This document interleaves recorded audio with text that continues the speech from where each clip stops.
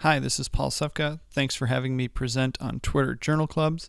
Unfortunately, I'm not able to make it to the GME Coordinator Conference in person, but given the fact I'm going to be discussing online journal clubs on Twitter, it seems somehow appropriate. For those of you that don't know me, I'm currently a rheumatologist with Health Partners in St. Paul, Minnesota. I have no relevant disclosures in regards to this presentation. I'll make a copy of these slides and links available online on my website, paulsefka.com/Twitter. So briefly, what is Twitter? Twitter is a social networking tool online. This is where users can post 140 character updates, which can typically include links or pictures. It was initially created in 2006 and over time has gained worldwide popularity with over 1 billion registered users and currently about 304 million monthly active users. The fact that it uses 140 character updates really forces you to be succinct about what you're posting. In one way, a person can think of this as public text messaging where everyone can see everything that you post. Discussing some of the specific terminology of how Twitter works is a bit beyond the scope of this discussion. So if you're not familiar with terminology such as retweeting or direct messaging, a great guide for new users is at a website called momthishishowtwitterworks.com, and I encourage you to check that out. One important point on Twitter that I will cover, however, is how topics and groups are organized, which is the hashtag. Hashtags typically include a short term or abbreviation. Some of these can include RheumJC, which is for our Rheumatology Journal Club. Frequently, medical conferences will have their own hashtags, such as ACR15, which is for the American College of Rheumatology Conference, which is upcoming later this year. There is a group called FOAMed, or Free Open Access Medical Education. Certain diseases will have their own hashtags as well for discussion, such as arthritis.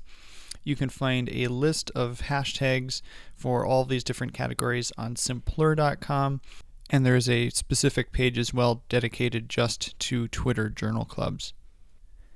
Most of us that use Twitter as part of our medical education really couldn't imagine it any other way.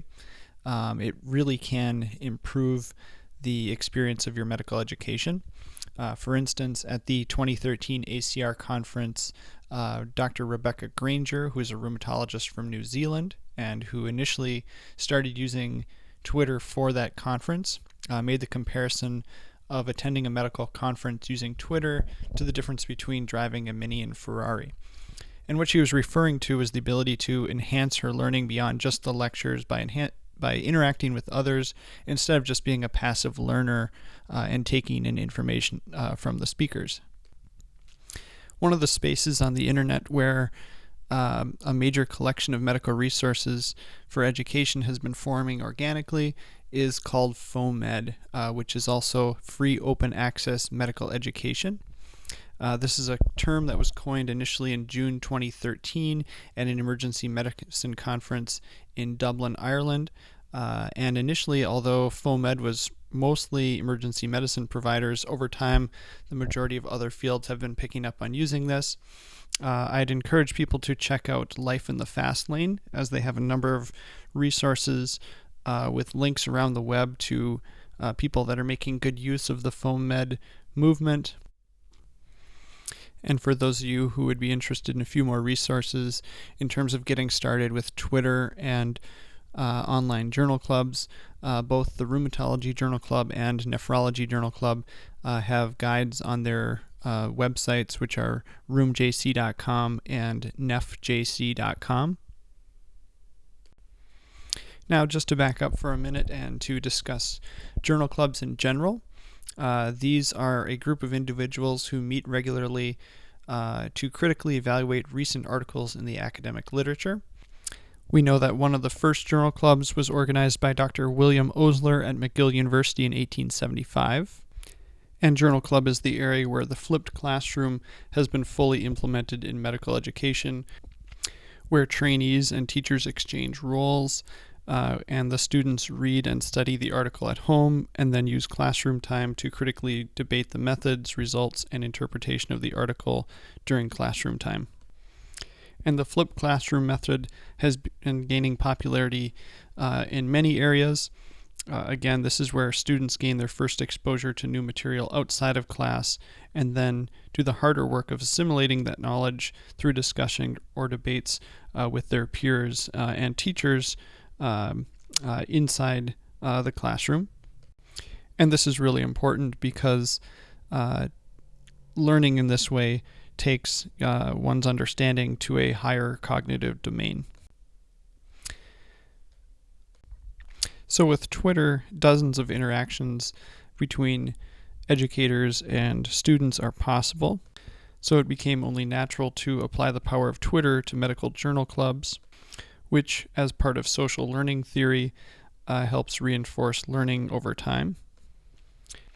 Now, Twitter is really not the place to try to pick up new material, so the standard classroom approach of being introduced to things there is not typically the best way. But applying the flipped classroom model to Twitter, where there is a huge amount of engagement, is extremely valuable. Learning engagement through discussion on Twitter can quickly take learners to a higher level of understanding as measured by Bloom's taxonomy of cognitive domains.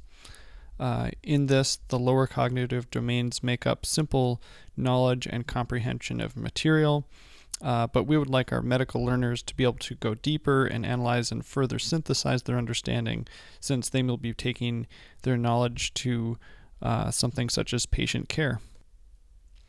It turns out that social media, such as Twitter, is actually perfect for journal clubs. Social media is built around decreasing barriers to communication, and it's designed to connect people of like interests. And because of this, it allows you to increase the number of participants greatly. It brings in people with a broader range of knowledge and experience, and actually, in case of online journal clubs, allows people that otherwise would not be able to directly interact with authors of important papers. A little bit about RheumJC, our rheumatology journal club. This initially launched in January 2015. There are 5 founders. We use a popular and powerful online messaging tool called Slack to organize things behind the scenes. We just recently finished our 5th journal club session, and we typically run 2 separate 1-hour-long sessions at different times so that people around the world can participate. Just a few statistics. With 2 out of our 5 journal clubs, we've actually had one of the primary authors as part of the main discussion. 3 out of 5 of our journal club sessions have involved specialists outside of the field of rheumatology. In 3 out of 5, the publisher actually had agreed to make an article open access for the purpose of our journal club. On average, we get about 41 participants from 15 different countries and get about 354 unique tweets with each session. We actually have an abstract that has been accepted for presentation at the upcoming ACR conference in November, where we will be presenting data about a number of other positive educational statistics about RheumJC. This is a screenshot of our current rheumatology journal club, rheumjc.com, where we just have some statistics published about our last session. You'll see that we also have a link where you can enter your email address that we use to send announcements and reminders about upcoming journal club sessions. When people participate in a Twitter journal club, we actually encourage them to use an online website called tchat.io, where people can join in whatever type of chat based on a hashtag that's currently occurring. There wasn't one occurring when I made this screenshot, but this just shows a few of the recent tweets in relation to RheumJC. In terms of what the moderator does for a RheumJC session, I just want to go over what is going on behind the scenes a little bit. And some of these tips actually come from NEF-JC, where they publish a lot of their how-tos. As far as the opening of the session, things have to be run a little bit differently from a typical in-person journal club. We make a point to greet everyone and ask for introductions, as well as people to point out any conflicts of interest. We go through some of the bookkeeping, such as reminders about the next session, how-to guides, things like that. And it's very important for the moderator to be very engaged. Simply saying hi to each person as they introduce themselves really increases chance of engagement throughout the discussion. As the discussion goes on, the role of the moderator is really to ask questions and keep the discussion flowing. You don't really have to provide a summary of the entire paper, because as we discussed, this is really using the flipped classroom model, and sometimes the discussions take completely different routes than you might expect. But highlighting some of the key points and putting up some of the important figures can be very helpful in keeping the discussion going. So for anyone that's interested in this, fairly simple action steps if any of you want to get involved from this point. If you don't already have a Twitter handle, you can go to twitter.com or download the app on whichever type of mobile device you might have. And then search around on Simplr, find a hashtag that you'd be interested in, and then just go to tchat.io, type in that hashtag, and you'll simply be participating before you know it. So if anyone has any questions or comments, feel free to ask me directly on Twitter. I'm at psufka, or else I'll have a comment section where this is all going to be published on my blog at paulsufka.com/Twitter. Thanks.